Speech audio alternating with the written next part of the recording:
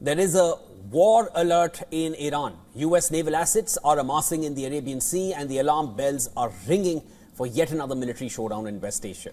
Now, with daggers already drawn, Iran and the United States are seemingly positioning themselves, and reports are emerging of Supreme Leader Iran's Ayatollah Ali Khamenei bunkering down. More about it in our next report. Take a look.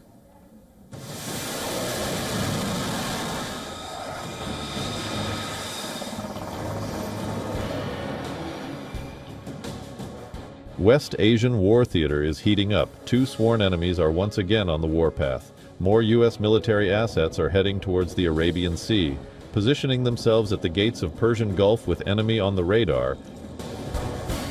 Iran's Supreme Leader Ayatollah Khamenei has gone in hiding. The Supreme Leader is reportedly shifted to a bunker in Tehran. Iran's president has already issued a warning.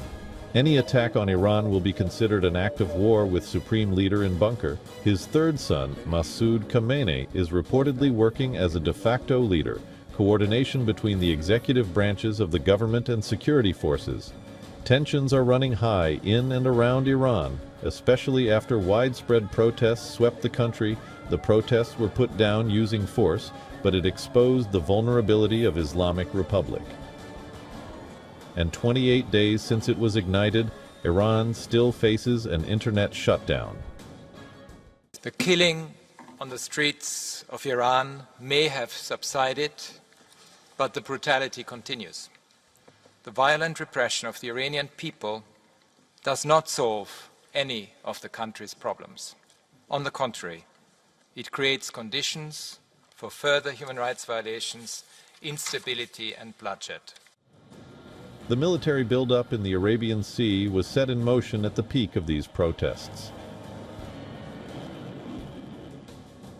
When U.S. President promised Iranians that help is on the way, Tehran doubled down on this treat and warned attack on U.S. military assets in West Asia in response.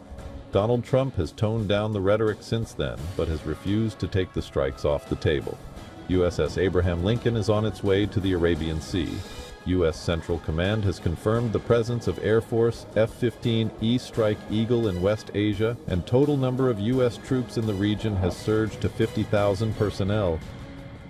U.S. CENTCOM Chief ADM Brad Cooper is also in West Asia, meeting top Israeli officers. Tehran, on the other hand, is also taking aggressive posture. Country's military says it is more ready than ever. IRGC. The sworn loyalists of Islamic Republic are drawing the red line for U.S. top Revolutionary Guards. Commander Ahmad Vahidi has vowed a strong response if U.S. decides to attack.